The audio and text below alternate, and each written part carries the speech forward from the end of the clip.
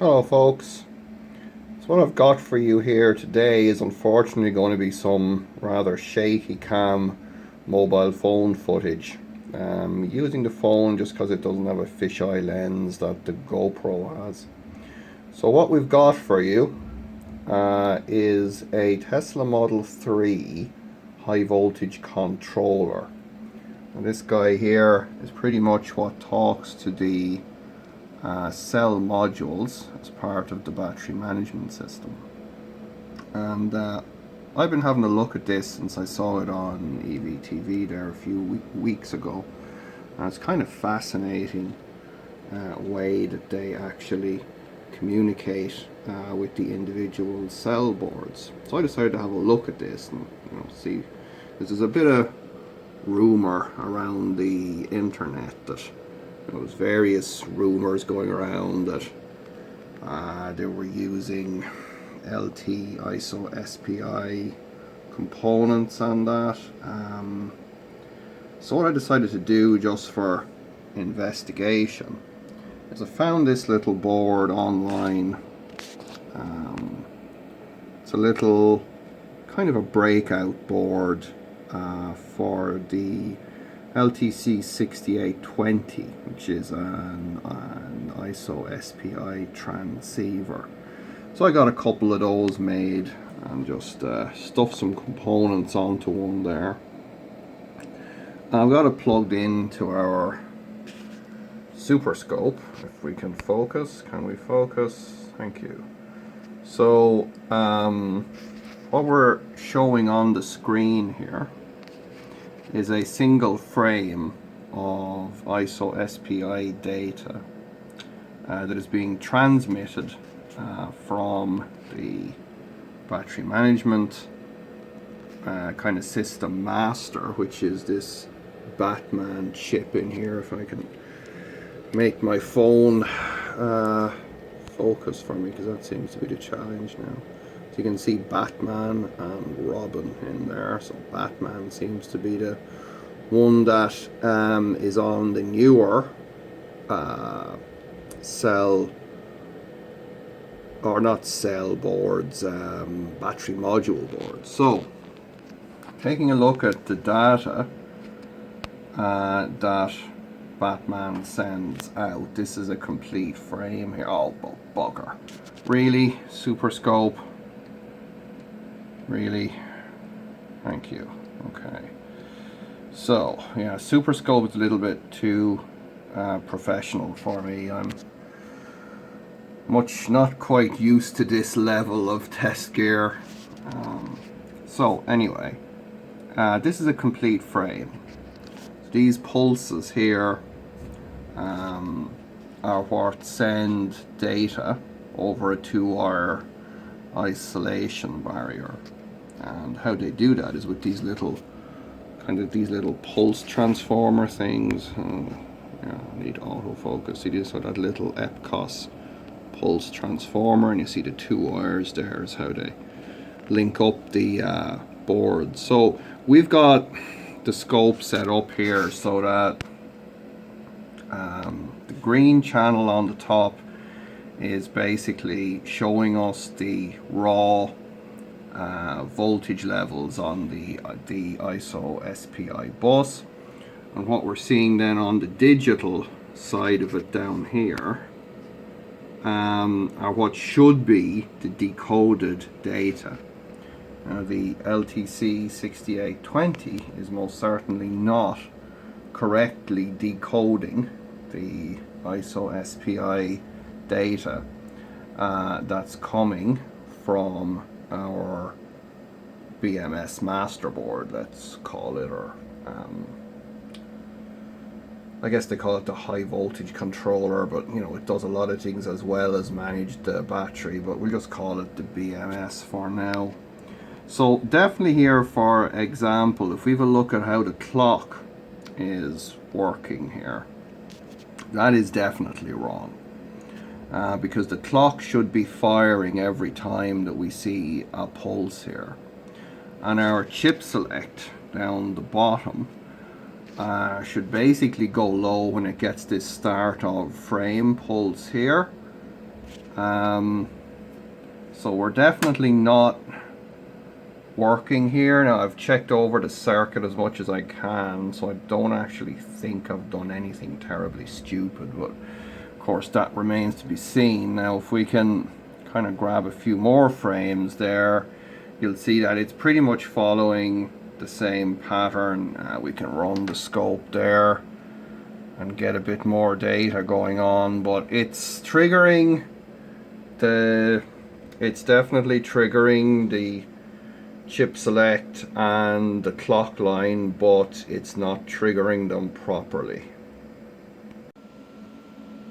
Okay, so we've now got our LTC 6820 board rigged up to the analog discovery, and we are feeding it 1 megahertz focused Mutley, a 1 megahertz clock signal.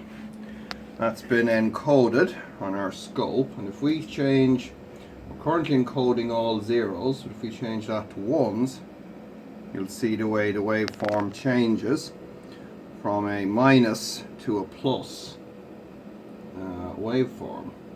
So that is the very same as our bat brain does here. Now we're going to try something a little bit crazy, so stand by.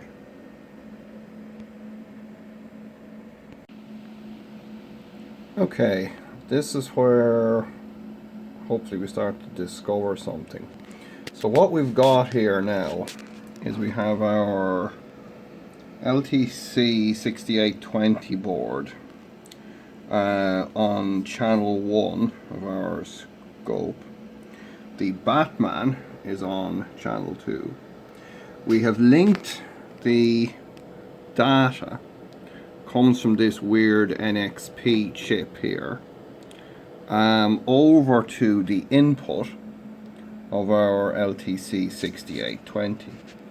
Now what this allows us to do is on the screen of the scope to compare what we get out on the ISO-SPI bus and see what the differences are.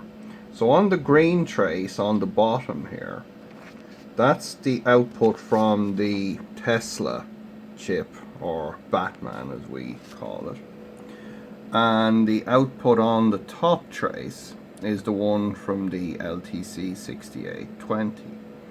Now they seem quite similar when we first look, but if we look at the start of the frame here, we zoom in a little bit, first thing that you're going to see is that we seem to be missing the start of frame pulse. It's present here on our Tesla chip, not present on the LTC 6820. Now if we then look at our bit encoding between the two, this seems to be spot on. So for example here we're encoding a 0 because we have a -1 pulse. A -1 pulse is where we go negative then go positive. You'll see that both the LTC 6820 on the top and the Tesla chip on the bottom encode the -1 pulse pretty much the same way. If we scroll over, you will see that we have a +1 pulse here because we go positive before we go negative, and that's encoding a 1.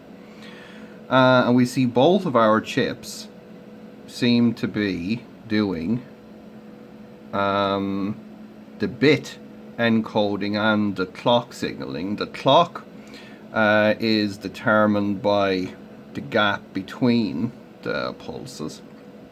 So the 6820, seems to have no problem running at our 1 megahertz bus speed.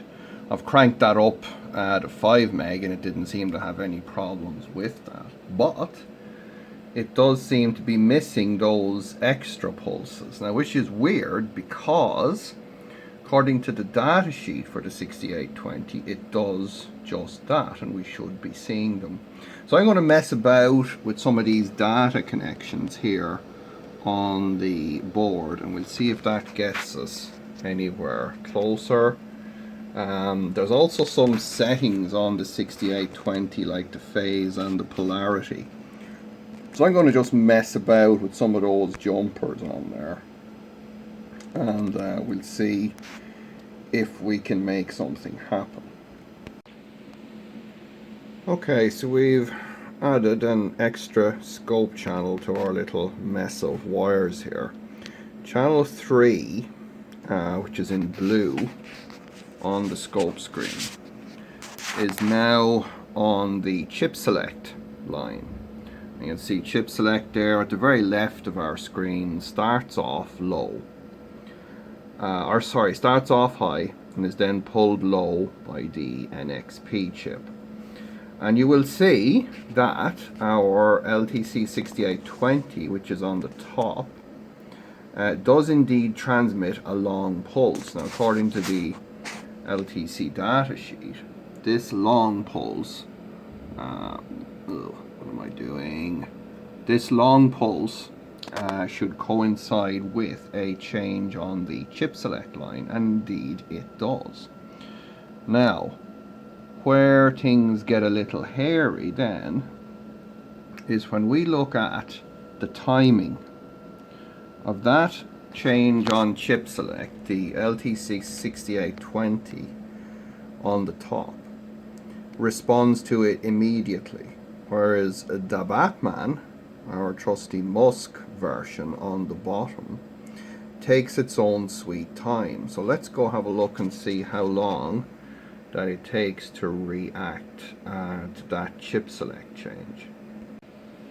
Okay, so just using a quick marker there, you'll see that our LTC 6820 responds immediately to the chip select change, but Elon takes about 5.1 microseconds of a delay before the Batman transmits a long low, or a long -1 pulse, I should say, in order to signify that we should drop our chip select line. So let's have a little bit of a zoom out and see what happens here. Now our chip select stays low while we transmit. So you'll see here, like we can catch the whole data frame there. And you'll see again that interesting there towards the end of the frame. So let's go have a look at that, because we've got again some kind of a delay going on here. So it looks like we're commanding the Batman here on the bottom, or on the middle waveform, is saying, okay, that's end of the data frame. You can now raise chip select. Whereas our LTC 6820 is actually only raising chip select, strangely enough, when commanded to do so. And one certainly wonders if that's where one of the significant differences between the LT ISO-SPI and the Elon ISO-SPI is. So let's poke around some more, see what else we can find. Okay, so possibly worth noting here again that when we first drop our chip select, we have the 5 millisecond or 5 microsecond delay. Then we send the long +1 pulse to send chip select high. Now that would be commanding the slaves to do that. Of course, our LTC doesn't know anything about that kind of a system, so it doesn't.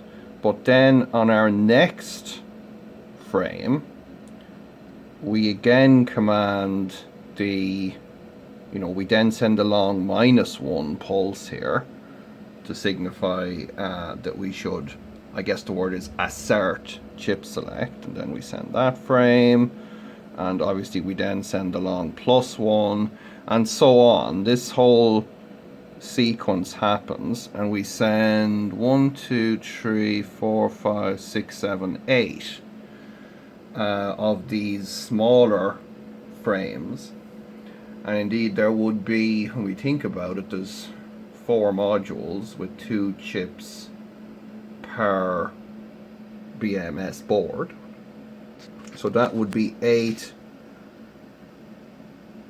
That would be 8 I guess addresses, because it did say on the, again, LTC that when we, there's no way to address multiple slaves by using chip select. You have to address them by means of data based addressing.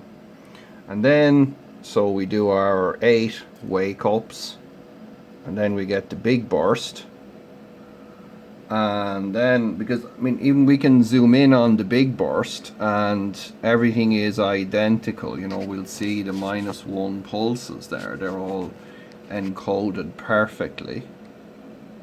Zoom back out, and then we come to the end, and the only difference there being, you can see that little pulse there, that's as our 6820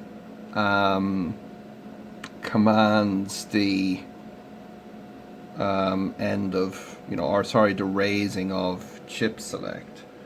And that, folks, would be my guess as to why we can't communicate with the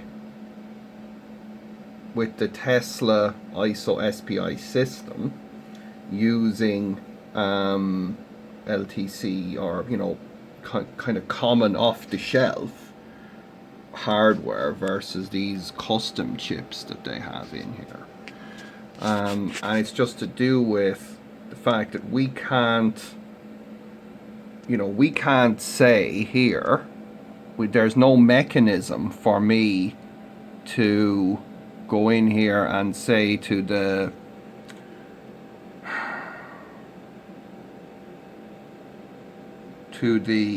LTC 6820 that I would, that I wanted to transmit long minus and long plus pulses every certain amount of characters, or every certain amount of bits, I guess, because these are encoding bits. It's only going to do that when it sees chip select move. And I think, okay, so we could toggle chip select, we could send this frame toggle chip select, which would then encode a +1 pulse. But the problem is going to be this 5 microsecond delay here. That's going to kill us. Because what I'm going to guess, and I don't know this, I'm just taking a guess here, is that our BMS module boards are going to look at that 5 microsecond delay and say, we ain't doing that. And there's no kind of way, I think, to circumvent that other than with some custom hardware. So I'm guessing, folks, that's where we're going to be going next. Okay, back again. This time we have our LTC board configured in slave mode, and we are connected to the Batman ISO-SPI bus. We have a scope probe on the chip select line coming off our LTC 6820. Now, things on the oscilloscope look a bit weird, right? Because here on the top we have the ISO-SPI, and the center trace is our chip select line. And you can see here that we're sending the long -1 pulse, which should be sending our chip select low. If we zoom out a little, we see that the chip select is doing all kinds of weird things. And I'm thinking, what's going on here, Muttley? So then I go and I have a little bit of a measure. And we can see this here. We put a marker on our, let me do this here a little bit better for you. If we put a marker on our long -1 pulse, which should be sending chip select low, we see that that has a half pulse width of 377 nanoseconds roughly. Problem is, according to the datasheet for the LTC 6820, the maximum time for a half pulse on the long pulses is 180 nanoseconds. Not good, Elon. What are you doing? So let's see if we can do a bit of a side-by-side comparison here, shall we? And this, folks, I think is why we can't use LTC hardware with the Tesla BMS Model 3, that is. If we look at this pulse width here, so this is the half pulse width for the LTC 6820 generated chip select pulse. That's 155 nanoseconds. If we look over here for the Elon generated chip select pulse, it's 310. That is so far outside of the LTC specification that the 6820 will not recognize that as being a chip select pulse.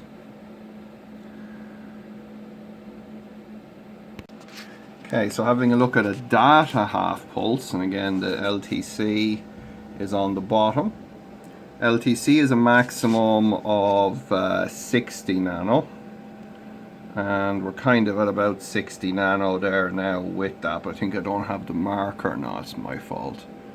I don't have that marker exactly where I want it to be. There we go. That's better. So I've got 50 nano on the LTC 6820 and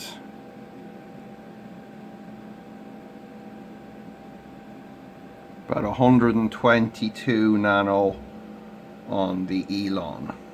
So that, folks, I think is why we can't, it's not, you know, we can only communicate if we have a common language, regardless of the words. There's no point worrying about what the words are if we don't speak the same language. So I think that's where we are. So I think we are going to be going with the hardware solution to this. So do stay tuned for that.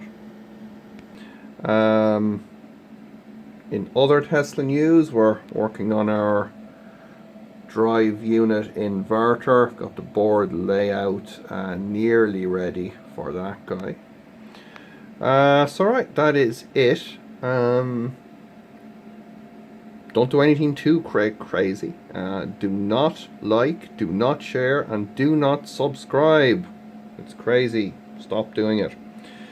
And until then, I suppose happy Elon SPI communicating.